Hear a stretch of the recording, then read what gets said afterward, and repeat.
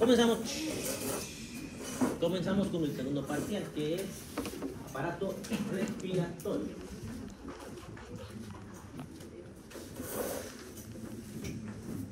Aquí, ¿qué vamos a evaluar básicamente? Vamos a evaluar dos cosas. Vamos a evaluar lo que es tórax, y dentro del tórax tenemos dos aparatos. ¿Cuáles son?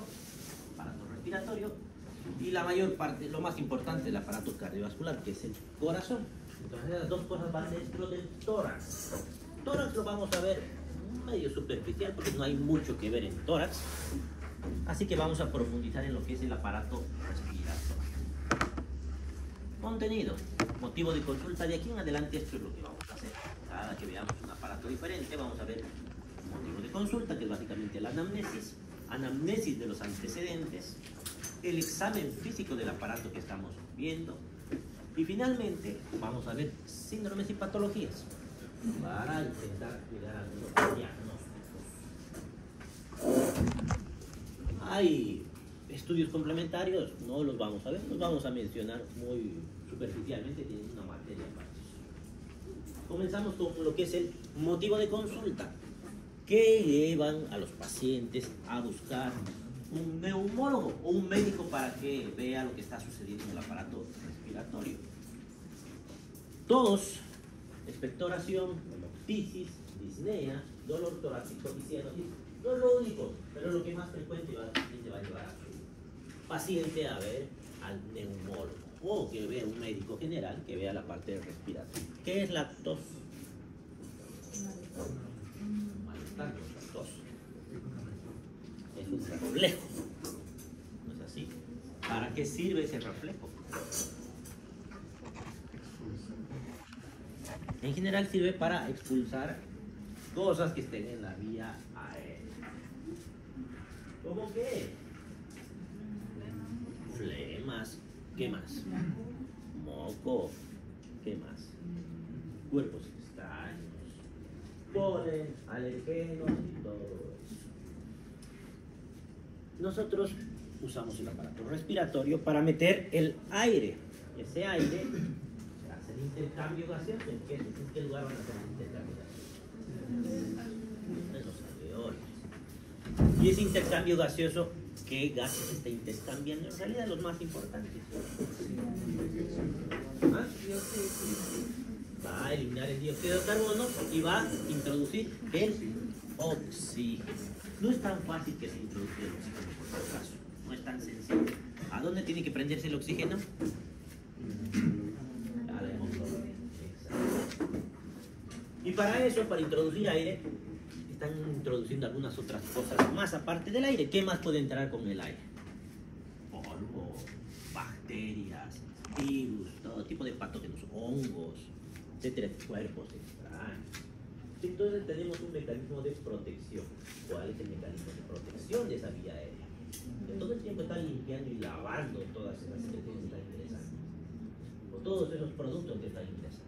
Es más, los convertimos en moco para que salgan de ahí. ¿Quién es el que limpia eso? Los cilios que están moviéndose constantemente. Y aquí comienza la causa del resfriado común de las infecciones. Cuando les dicen, está haciendo frío, abrigate, le dicen a su mamá, porque si no te vas a resfriar. ¿Creen que eso va a suceder por el frío? ¿Creen que el resfriado viene por el frío? ¿Quién es el culpable del resfriado? Virus. Hay varios virus, el rinovirus, etc. Ahora, ¿por qué dicen que en el frío se resfría?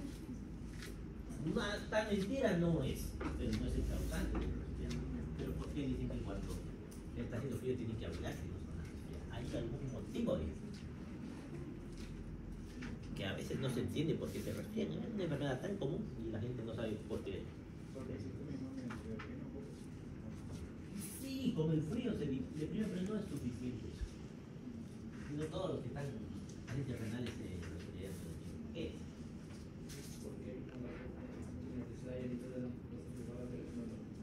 Más o menos. Más o menos. En realidad hay una respuesta. Todos los cilios se paralizan con los cambios de temperatura bruscos. No solamente con el frío, también con el calor. Paralizan esos cilios. Si se paralizan los cilios, ¿qué va a suceder? Van a entrar los virus no se van a eliminar y van a tener la oportunidad de introducirse a su cuerpo y producir las enfermedades en cualquier parte de la vía aérea. Entonces, más o menos va por ahí la explicación. Por ejemplo, cuando hacen cambios bruscos de frío a calor y de calor a frío, se enferman, se resfrían, influenza, COVID y lo que quieran. Y en invierno, ¿por qué es más común? No solamente por el frío. Bueno, el frío es un factor secundario. ¿Qué más va a suceder cuando hace mucho frío? ¿Qué hace la gente cuando hace mucho frío? ¿A dónde prefieren estar? Los ambientes más posibles. Y ahí están muy cerca las personas para producir, aprovechar el calor que emiten los mismos cuerpos. Entonces es otro factor que hace que sean más frecuentes las infecciones respiratorias. ¿Qué más? Expectoración. ¿Qué es expectoración?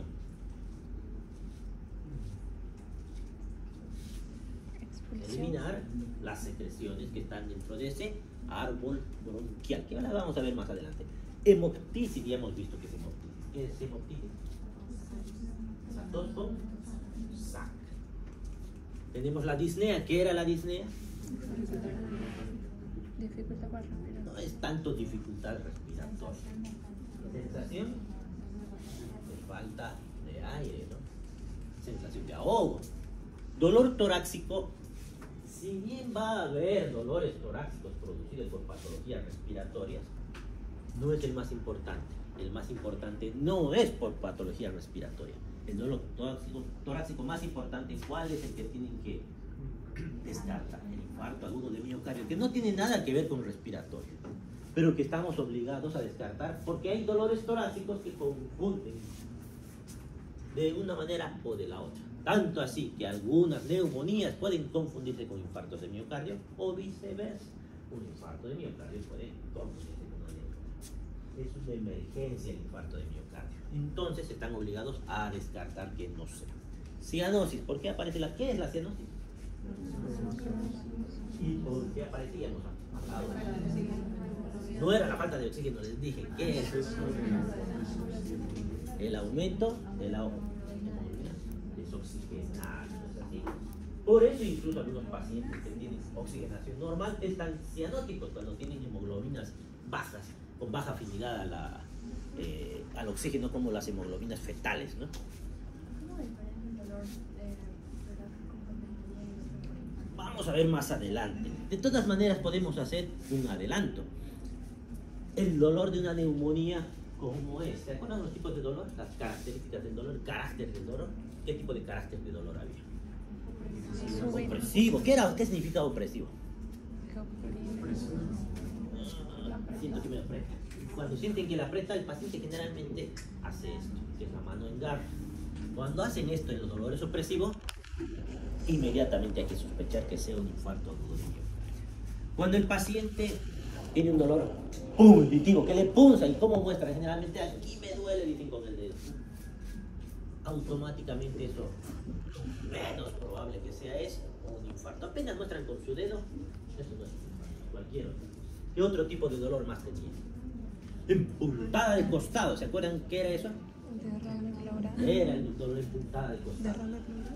Sentían que les atravesaba una lanza, ¿no? ¿Y cuándo se veía ese tipo de dolor? Derrame pleural. Cada que inspiraban, dolía como le atravesaron una lanza. Era un dolor de la pleura, ¿no es así? ¿Cuándo dolía eso? Cuando hay derrame. Cuando hay derrame pleural, cuando hay una inflamación de la pleura. El derrame pleural pequeño, pero cuando es masivo ya no pasa nada. Está inflamada la pleura y al rozar la pleura, una pleura con la otra, duele. ¿Y en qué patología podemos ver aquí? En los derrames pleurales y en las neumonías. Las neumonías que tienen que ver con el derrame pleural. ¿Qué es una neumonía? Ahora la vamos a ver. ¿Pero qué es? ¿Qué han entendido? Han escuchado varias veces de neumonía. ¿Y qué se les venía a la cabeza? ¿Qué es una neumonía? No es una complicación. Cuando los pulmones se comprometen mucho. ¿Ah? Cuando los pulmones se comprometen mucho. Es una infección del parénquima pulmonar, donde se ve afectado más que todo el alveolo pulmonar. En el alveolo pulmonar, a ver, ¿cómo es el árbol bronquial? ¿Por dónde entra su aire? Entra por la boca, por la cavidad oral. ¿Hacia dónde pasa ese aire? Hacia, se están olvidando ahí de la faringe, pasa a la tráquea. ¿Y de la tráquea hacia dónde pasa? A los bronquios, ¿cuáles? ¿Cómo se dividen los bronquios? ¿Quién divide los bronquios? ¿Pero cómo se divide? ¿Quién divide? La carita. ¿Miren? Derecho y izquierdo. ¿El derecho o el izquierdo están más verticales? El izquierdo. ¿El derecho o el izquierdo están más verticales? El izquierdo. Izquierda. Sí. El derecho está más vertical. Es muy importante que se acuerden. Pueden entrar a su examen. ¿Por qué? Porque a la hora de intubar a los pacientes, el tubo suele desviarse hacia un lado. ¿A cuál lado se va a desviar el tubo cuando meten el tubo? ¿Saben qué es intubación? Cuando meten el tubo hacia aquel bronquio se va a desviar hacia el derecho. Y por tanto el izquierdo se va a quedar sin aireación, y por tanto vamos a ver otro término más adelante de lo que es la atelectasis. Va a colapsar todo el pulmón. ¿Ya? Entonces, ¿qué sigue a los bronquios principales? ¿Qué sigue a esos? Los bronquiolos. ¿Qué sigue a esos? Los alveolos. ¿Y en los alveolos qué son? Los alveolos son sacos. Esos sacos, ahí mete el aire, hacen contacto con los capilares, hace la hematosis. Y en estos puede haber infecciones, puede llenarse de secreción. Y estos alveolos, al llenarse de secreción, esos sacos vacíos se van a convertir en bolsas de pus. Y son millones de alveolos. Y van contagiándose uno a otro, a otro, a otro. Y eso se llama neumonía. Es una infección, generalmente bacteriana, pero puede haber de otras etiologías, del parénquima pulmonar, que vamos a ver algunas características especiales en el examen físico, porque es fácil al examen físico detectar una neumonía. Y esa infección va a inflamar todo el tejido adyacente. Y si la neumonía está bastante cerca de la pleura, pues va a inflamar la pleura. Y si se inflama la pleura, ¿qué va a provocar esa inflamación de la pleura? Y eso va a provocar derrame pleural, dolor en puntada de costado. Y a ese derrame se le llama derrame paraneumónico. ¿Por qué para? Porque está al lado de ¿quién? Del pulmón. Derrame paraneumónico, por una neumonía. No sé si está clara la respuesta del dolor torácico. No es lo único, pero vamos a ir avanzando por ahí. ¿Está claro? Eso. Entonces, ¿cómo vamos a diferenciar el dolor? Con la intensidad del dolor, las características del dolor. ¿Se acuerdan de Alicia? Y ahí vamos a ir dilucidando. Pasamos a la tos y hemos hablado de la tos. Ahora vamos desglosando cada uno de estos. Tos es la contracción espasmódica repentina de los músculos respiratorios que libera el árbol respiratorio de secreciones y cuerpos extraños. Eso dice la definición. Pero básicamente es un reflejo para liberar cuerpos extraños esa vía aérea. ¿Qué tipos de tos tenemos? Aguda, subaguda y crónica. ¿Cuándo decimos que es aguda? Cuando es menos de 3 semanas. Y tenemos la crónica, que es más de 8 semanas. Y tenemos un intermedio. Si no es crónica, si no es aguda, le decimos subaguda, que va entre las 3 y las 8 semanas. Y a esto deberíamos aumentarle algo más. En Bolivia hay algo que se llama sintomático respiratorio. ¿Se acuerdan lo que es eso? Sintomático respiratorio. Los pacientes sintomáticos respiratorios. En Bolivia es muy importante esa definición. ¿Por qué? Porque es un paciente sintomático respiratorio, es un paciente altamente sospechoso de una infección muy común aquí, la tuberculosis. ¿Y quiénes se consideran sintomáticos respiratorios? Los pacientes que tosen más de 15 días o 2 semanas. ¿Ya? Entonces, pero es una tos con expectoración, que ahorita vamos a ver lo que significa eso. Eso es una definición aquí en nuestro medio y no está en su libro y les voy a preguntar. Anoten. Sintomático respiratorio. ¿Ya? ¿Por qué? Porque la tuberculosis es demasiado importante en nuestro medio. Tanto así que vienen de Estados Unidos a hacer un montón de estudios y publicaciones sobre tuberculosis porque allá no hay. Aguda menos de, crónica más de, y el intermedio sería subaguda entre 3 y 8.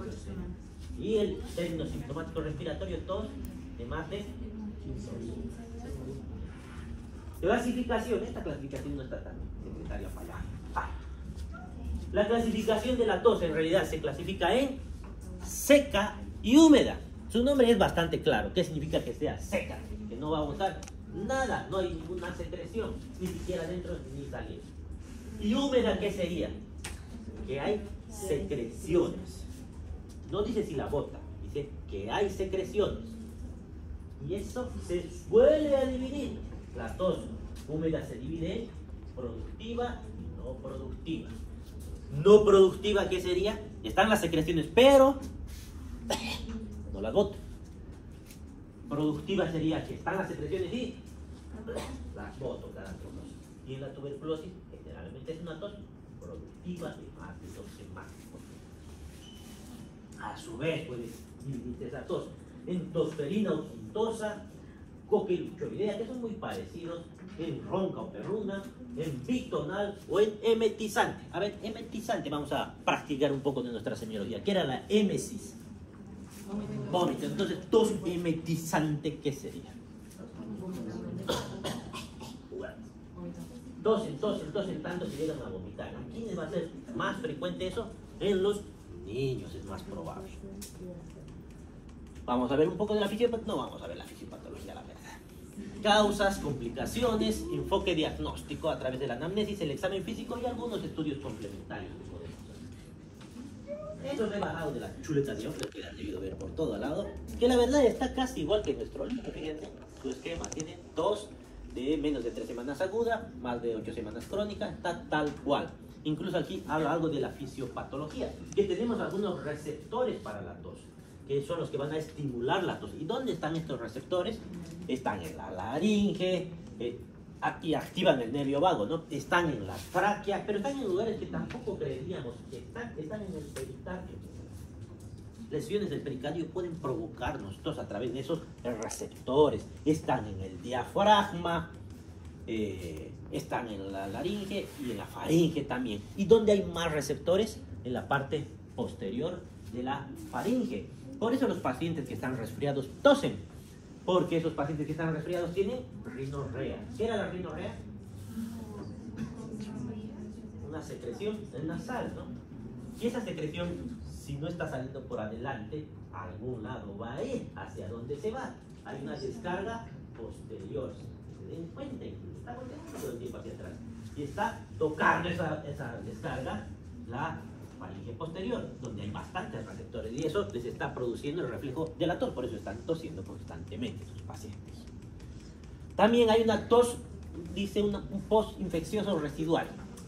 En aguda, ¿qué vamos a pensar?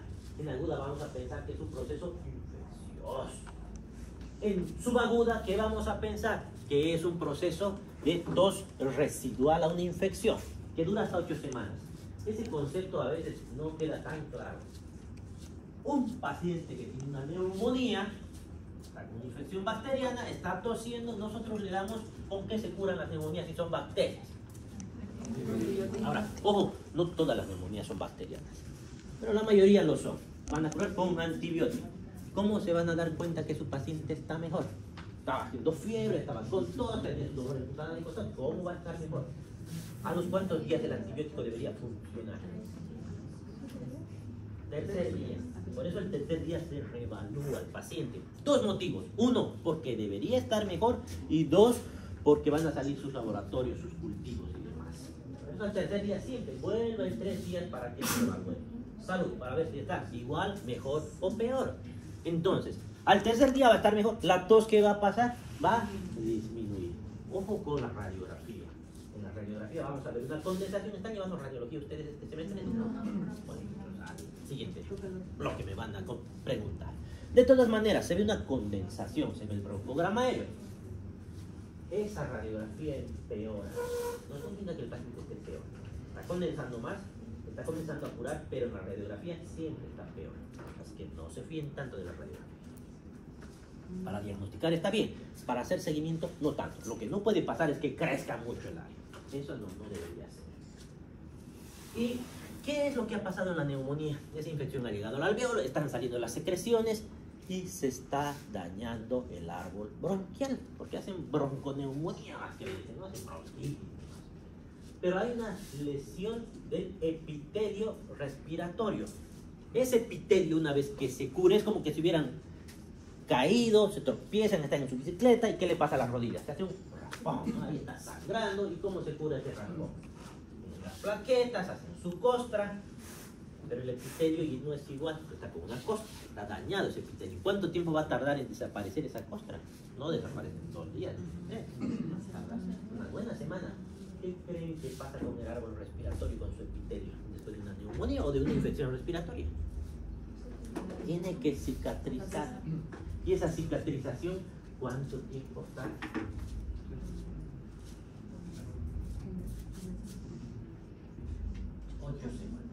En 8 semanas se va a reemplazar por completo ese epitelio. Y por tanto, si hay un daño en ese epitelio, va a haber un estímulo para que el paciente tosa. Por eso dicen postinfecciosa.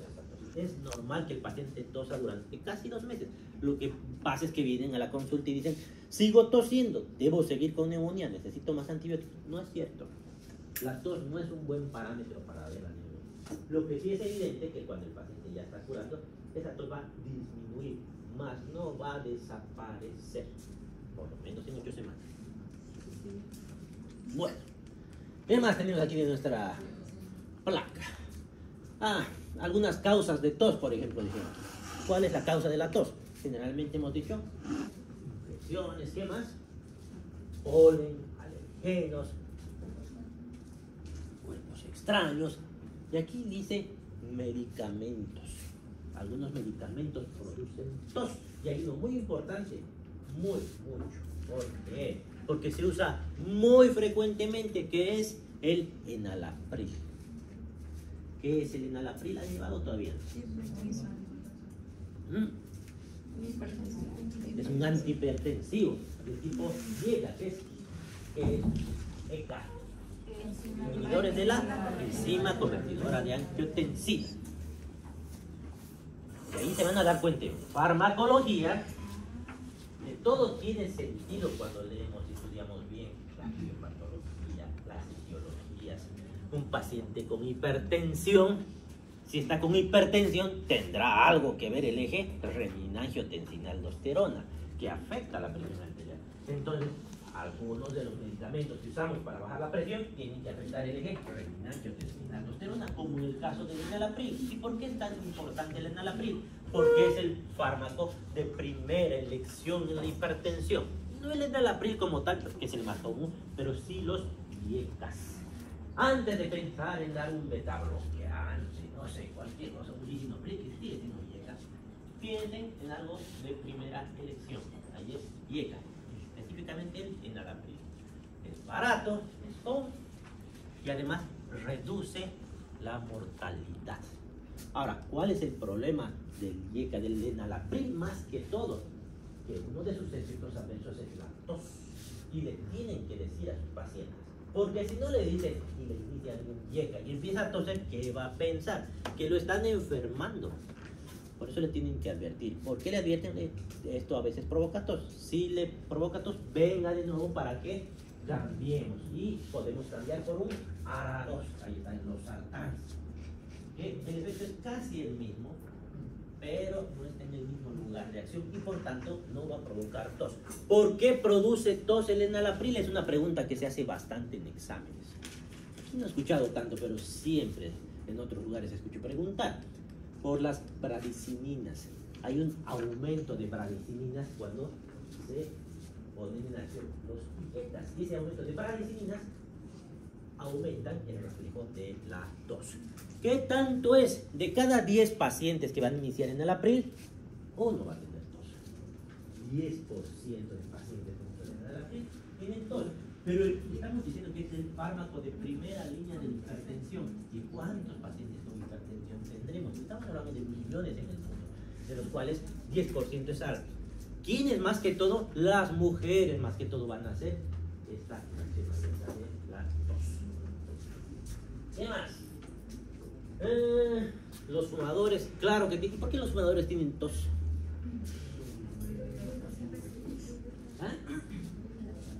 La irritación, porque es un elemento que va a dañar. Estamos hablando de una bronquitis. pacientes fumadores tienen bronquitis crónica.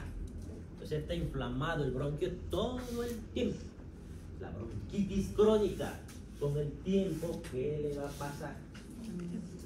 Vamos a terminar en EPOC. ¿Ya?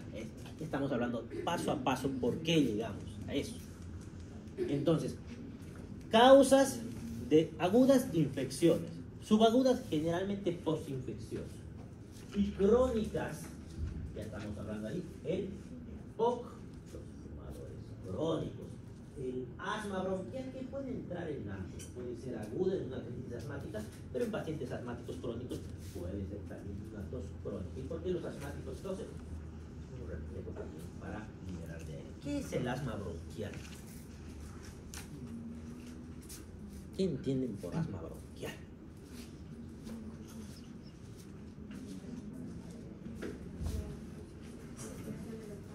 ¿Se acuerdan de lo que era atopía? Predisposición para alergia. Entonces el asma bronquial es una enfermedad de tipo alérgica. ¿Qué hace qué? Reacción bronquial. ¿Qué le pasa a ese bronquio cuando hace reacción bronquial? Hace broncoconstricción. No solo hace broncoconstricción, hace algo más. Va a hacer edema de la mucosa bronquial. Y no solamente va a haber edema. Y si hay edema de la mucosa, ¿para qué sirve? Para crear moco. Entonces, ¿qué más va a haber ahí? Moco. Va a haber secreciones. Y la luz del bronquio va a disminuir por varios motivos. Uno, la broncoconstricción va a hacer que disminuya la luz. Segundo, el edema también va a disminuir más. Y las secreciones van a disminuir más aún. ¿Qué le va a pasar a ese paciente con broncoconstricción? ¿Qué es lo que no puede? ¿Meter o botar ahí? Botar. Hace el efecto de una válvula. Pero del paciente, ¿por qué le falta el aire entonces si puede meter ahí? Porque no hay espacio. Meten normal, pero no botan. Ahora, si meto y no boto, ya no tengo espacio para meter más. La próxima que quiera meter debería poder meter, pero si no hay espacio, ¿a dónde va a entrar eso? Entonces, ese tórax va a estar siempre hiperinsuflado. Y eso que le llamamos tórax tonel. Y cuando ustedes le hagan el examen físico a ese paciente con asma, ¿qué van a encontrar? La percusión, la sonoridad va a estar aumentada, va a haber hipersonoridad. Y además, ese paciente, cuando le hagan radiografía, ¿cómo van a estar sus espacios intercostales? Van a estar aumentados esos espacios intercostales. Ahora, ¿le piden radiografía a un paciente con asma? No tiene sentido. Por accidente le pidieron una radiografía porque pensaban que era otra cosa, ahí se van a encontrar esos signos radiológicos. El diafragma va a estar aplanado porque hay demasiado aire. Provoca tos. Bronquiectasis, otro término que vamos a ver ahora. ¿Qué es una bronquiectasia? ¿Qué es lo que les pasa a los pacientes con EPOC? Esos bronquios, como tienen una bronquitis crónica, se destruyen, se dañan. ¿Y qué les va a pasar a esos bronquios? En vez de ser unos tubitos, unas bolas. ¿Qué son? Dilataciones bronquiales, pero son irreversibles. Se debilitó la pared de ese bronquio y se abre como una pequeña bolsita y es irreversible. Y si se hace una bolsita ahí, ¿qué va a pasar en esa bolsita? Que normalmente pasa el aire y las secreciones. Ahora que hay una pequeña bolsita ahí, ¿qué va a pasar? ¿Ah? Se van a acumular secreciones. Y si se acumulan secreciones, ¿qué puede pasar? Todas las secreciones que se acumulan, ¿qué les pueden pasar? Se pueden infectar, que hacen sobreinfecciones a repetición. Por eso los pacientes con EPOC cada vez están haciendo bronconeumonías a repetición. Siempre pregunto en el examen, ¿qué es una bronquiectasis? Es una dilatación bronquial irreversible. Dilatación bronquiectasis. Bronquiectasis. Estasia es que no se mueve. Estasis. ¿Ya? ¿Qué más? Otra cosa que puede provocar tos aguda, pero es esta. El infarto del pulmón. ¿Qué se llama el infarto del pulmón? Tromboembolismo pulmonar. Y neoplasias también. Algunas neoplasias pueden producir tos crónica. Hay algunas infecciones, no siempre son agudas, pueden ser algunas crónicas como la tuberculosis. ya hemos aprovechado, creo. No, algo más falta para hablar. Receptores de la mucosa del esófago. Hay una patología que hace que también pregunten en el examen. Los pacientes con reflujo gastroesofágico. ¿Qué es el reflujo gastroesofágico? ¿Hacia dónde? ¿Y por qué sucede eso? ¿Por qué no debería pasar ese contenido del estómago hacia el esófago? ¿Qué evita que eso suceda? El esfínter esofágico inferior. Evita que el contenido del estómago vuelva al esófago. Ahora, ¿qué ha sucedido? Estamos hablando de un reflejo gástrico. ¿Por qué está sucediendo esto? Porque ese esfínter es incompetente. Ya ha hecho que sea incompetente. ¿En quiénes se ve eso? En los alcohólicos, en los que comen mucho chocolate, porque el chocolate inhibe esa contracción, hace que se abra. En los pacientes que comen mucha grasa básicamente, y en los muy gorditos. ¿Por qué los muy gorditos? ¿Qué les sucede cuando se echan? Estoy echado, aquí está mi estómago, aquí está mi esófago. Pero si estoy muy gordito y mi estómago está por aquí más o menos, por gravedad va a volver el contenido con más facilidad. ¿Y qué tratamiento le darían a ese paciente con reflujo gastroesofágico? ¿Ah? Pues los omeprazol, ¿qué va a hacer? Va a disminuir. Al menos no voy a dañar, porque ¿qué le va a pasar a ese esófago si vuelve todo el tiempo ese contenido? ¿Ah? Se va a cicatrizar igual.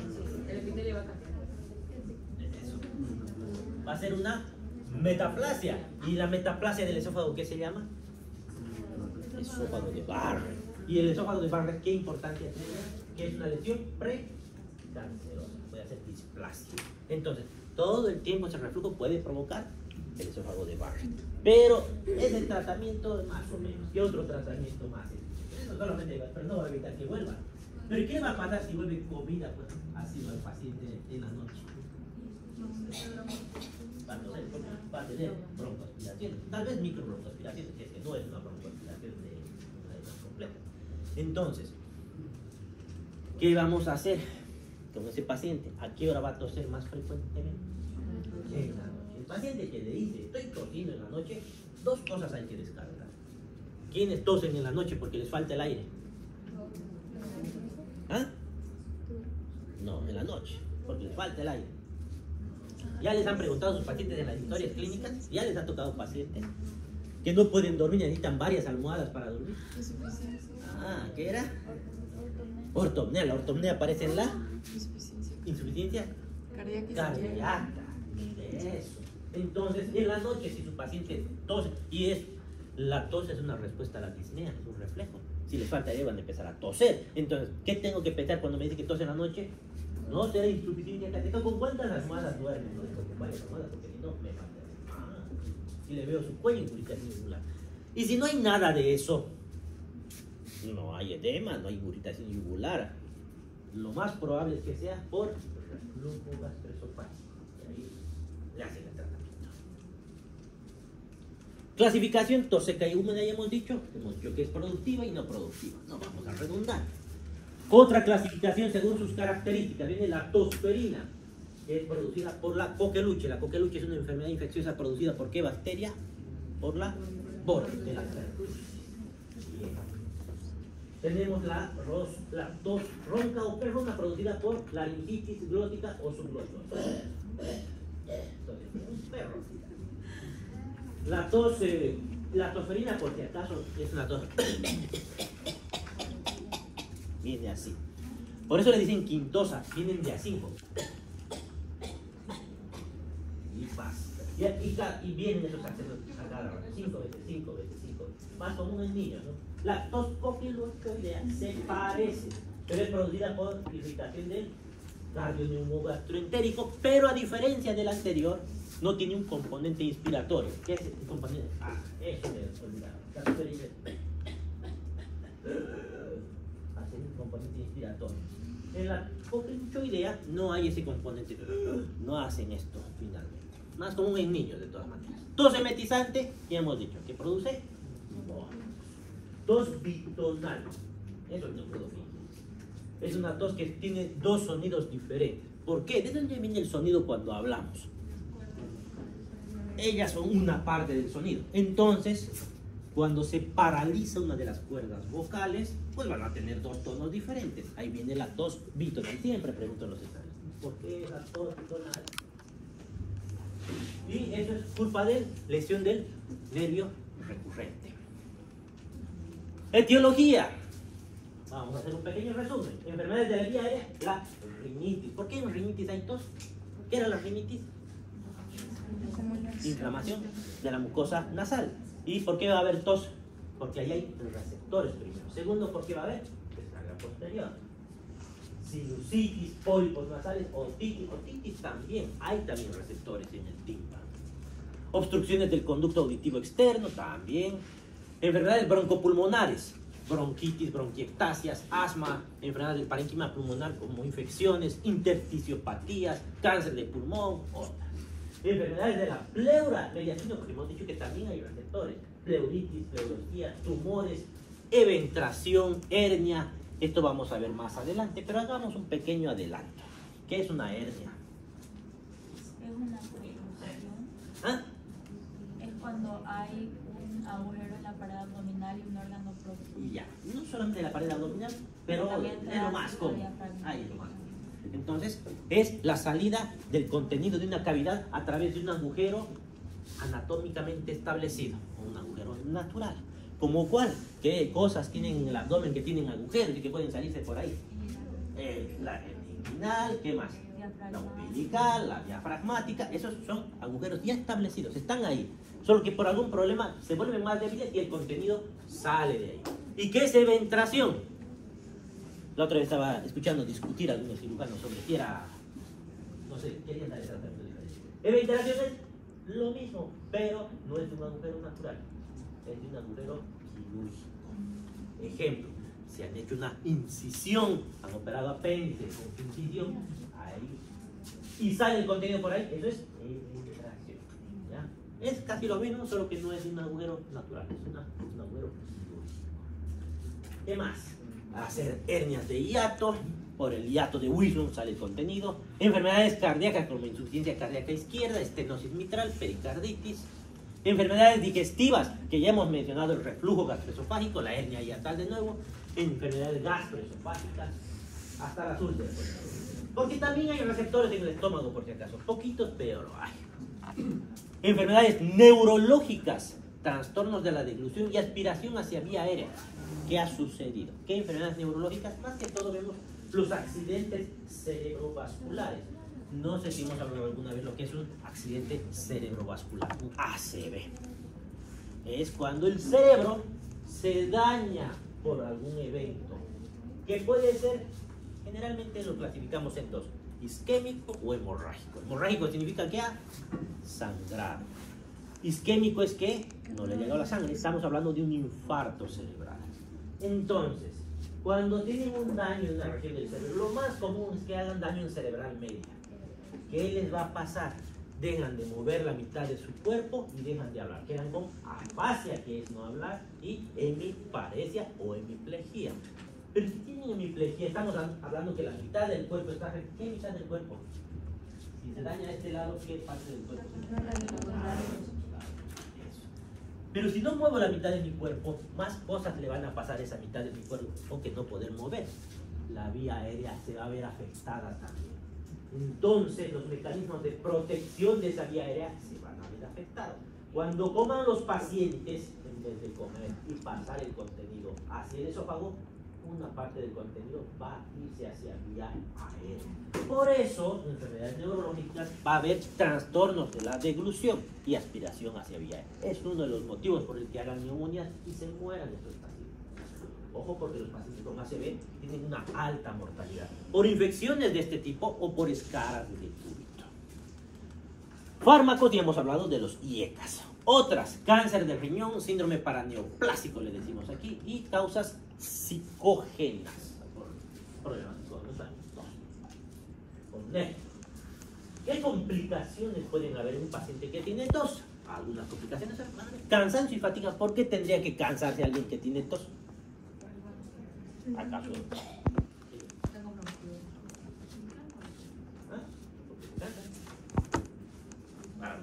Por una tos nos van a cansar, pero si están tosiendo constantemente. Para que haya la tos, es un reflejo que hace ¿qué? ¿Qué modifica hace la tos? Que es una contracción de músculos finalmente. Y los músculos hacen esfuerzo. Y cualquier esfuerzo muscular puede llevar a cansancio y fatiga. Si es mucho el esfuerzo y constantemente están tosiendo, pues pueden tener cansancio y fatiga. Sumado a eso, que no están oxigenando como se debería todo el tiempo. Síncope, oxígeno. ¿Qué es el síncope? ¿Han escuchado antes? Pérdida del conocimiento, pérdida súbita del conocimiento, con recuperación inmediata del mismo. Pacientes que se desmayan, eso es un síncope. El síncope puede ser de muchas causas. Puede ser por una bradicardia, puede ser múltiples causas, neurológico, etcétera, etcétera. Pero dice aquí, síncope, oxígeno. Dice que se está desmayando porque está tosiendo. ¿Y por qué tendría que desmayarse alguien que está tosiendo? El síncope de causa cardiológica, ¿qué significa? ¿Por qué se han desmayado por culpa del corazón? ¿Por qué ha bajado? El gasto cardíaco ha bajado. Hay un síndrome de bajo débito cerebral. No le está llegando sangre al cerebro y por tanto el paciente se desmaya. ¿Qué tiene que ver con la tos?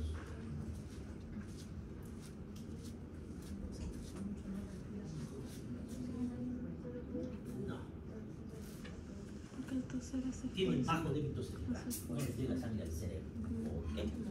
No es que oxígeno, sangre directamente, no les llega la suficiente oxígeno.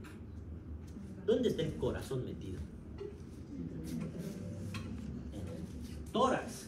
Y en el tórax, ¿qué hay? Está el corazón, está, o sea, está el mediastino y están los pulmones. Cuando respiran, ¿qué hacen? ¿Cómo están respirando? ¿A través de qué tipo de presión? ¿Positiva o negativa? Como una jeringa, ¿no? Negativa. Positiva sería que metan el aire. Negativa es que aspiran el aire. Hay cambios de presiones dentro de esa caja torácica. Y esos cambios de presiones también afectan el retorno venoso. Estoy cambiando demasiado esa presión. Ha aumentado mucho la presión de esa caja torácica. Estoy evitando que la sangre venosa retorne. Y si no hay sangre venosa que retorna, mi gasto cardíaco va a disminuir de golpe y pues se pueden desmayar. Neumotórax. ¿Qué es el neumotórax?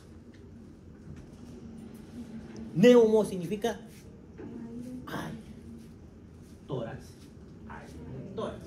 Pero si en el tórax siempre hay aire, por eso respiramos. No. Hablan de un lugar específico, del espacio pleural. Y no va a ser la única palabra, vamos a encontrar varias. Neumotórax, piotórax, hidrotórax. No sé, ¿qué más hay? Hay varios, me voy a ir acordando. Neumotórax es espacio, aire en el espacio pleural. ¿Y por qué puede entrar aire ahí? Porque se rompió. Porque se puede romper esa pleura. De varios lugares puede entrar. Uno puede entrar del exterior. Si entra del exterior, ¿por dónde va a entrar el tórax del aire? Que me acuchillen, por ejemplo, puede entrar ahí aire. ¿Qué más? Y si me caigo de un caballo, me caigo de una moto, ¿qué me puedo golpear? Tórax. No es que sea el tórax, pero ¿qué puede suceder? ¿Qué te puede romper? Mis costillas. Y mis costillas, si están rotas, son como cuchillitos, ¿no? Y pueden romper, echar esa pleura y por ahí puede entrar el aire. ¿Qué más puede ser? ¿De dónde más puede entrar? Y por dentro, ¿por dónde va a entrar el aire a la pleura? Que se reviente ese pulmón. Vamos a alistarnos para nuestro examen. Que se reviente ese pulmón. Entonces, bulas enfisematosas pueden reventar. Cavernas tuberculosas pueden hacer que haya aire en ese espacio pleural.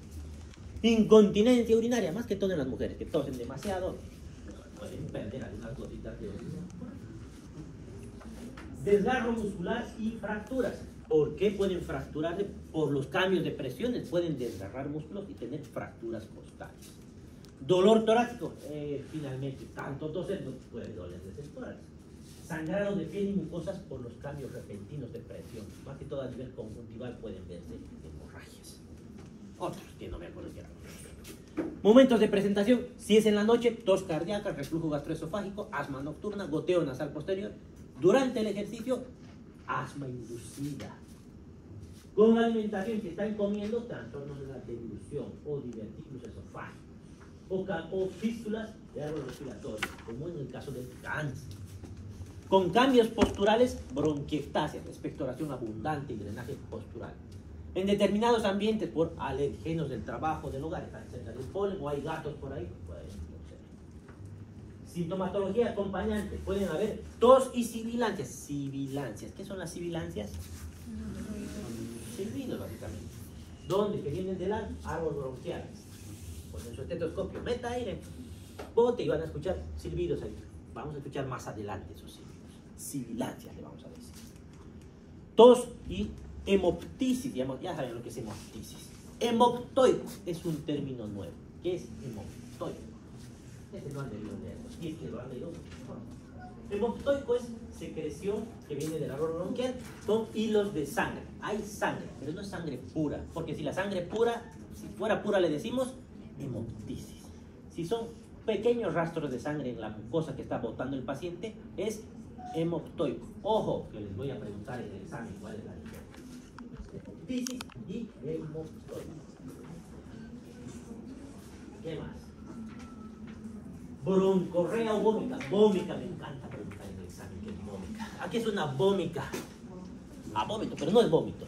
La vómica es una expectoración abundante que viene del árbol bronquial. El paciente ahí de repente tose y en la tos sale un pedazote de pus y sangre. Pus, harta pus. Y huele muy fuerte. Ya van a oler uno de esos. Es la vómica. ¿Y por qué puede salir pus de ese árbol bronquial? Pus abundante, no es poquito, harto. Salen 400, salen como 3 super minis de Coca-Cola. Pus, vómica. Porque hay un absceso pulmonar. ¿Qué es un absceso?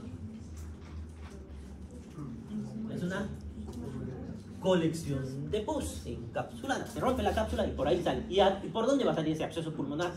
Cuando hace contacto y destruye un bronquio.